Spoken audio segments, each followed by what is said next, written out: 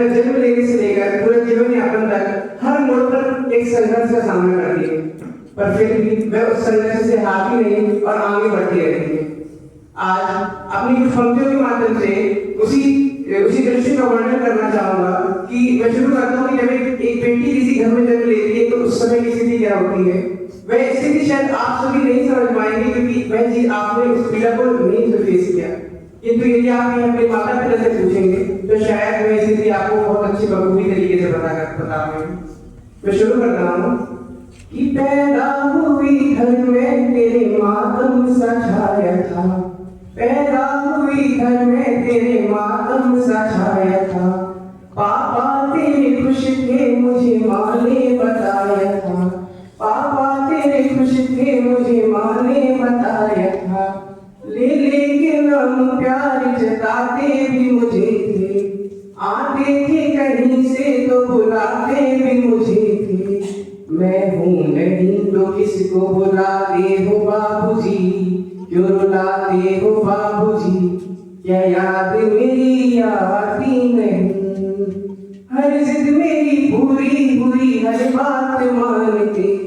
बेटी थी मगर बेटों से ज्यादा थे मानते, घर में कभी होली कभी दीपावली आई, सैंडल भी तेरी आई तेरी फ्रॉक भी आई, अपने लिए बंडी भी न लाते थे बाबूजी, क्या कमाते थे बाबूजी, क्या याद मेरी आती नहीं, कि सारी उम्र खर्चे में कमाई में लगा दी, दादी बीमार थी तो दवाई में लगा दी, पढ़ने लगे हम सब तो पढ़ाई में लगा दी, बाकी बचाओ तेरी सगाई में लगा दी, अब किसके लिए इतना कमाते हो बाबूजी, क्यों बचाते हो बाबूजी, क्या याद मेरी आती नहीं। अब मैं पिता की स्थिति का वर्णन करना चाहता हूँ। जब उसकी बेटी उससे विदा होती है तो उसके ऊपर क्या बीतती है, क्या स्थिति रहती है, उस सफर में ये मेरे साथ कि कहते थे मेरा मन कभी एक पल न लगेगा, बिटिया विदा हुई तो घर ये घर न लगेगा, कपड़े कभी गहने कभी सामान सजोते, तैयारियां भी करते थे छुप छुप के थे रोते, तैयारियां भी करते थे छुप छुप के थे रोते,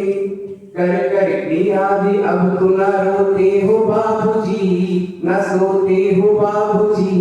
क्या याद मेरी आती नहीं।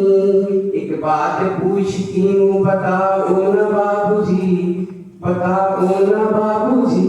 क्या याद मेरी आती नहीं। अभी पुत्री अपने पिता से जीवन भर एक सवाल का जवाब मांगती जो शायद इस दुनिया में कोई पिता उस सवाल का जवाब नहीं दे पाया। उस सवाल का वर्णन मैं अपनी पंक्तियों के माध्यम से करना चाहूंगा, आप सफर करिएगा कि एक पुत्री अपने पिता से क्या कहती है कि कैसी परंपरा है ये कैसा विधान है, कैसी परंपरा है ये कैसा विधान है, पापा बताना कौन सा मेरा जहान है, आधा यहाँ आधा वहाँ जीवन है अधूरा, आधा यहाँ आधा वहाँ जीवन है अधूरा, पीहर मेरा पूरा है ना ससुराल है पूरा, क्या आपका भी प्यार अधूरा है बाबूजी, क्या आपका भी प्यार अधूरा है बाबूजी, क्या याद मेरी आती नहीं,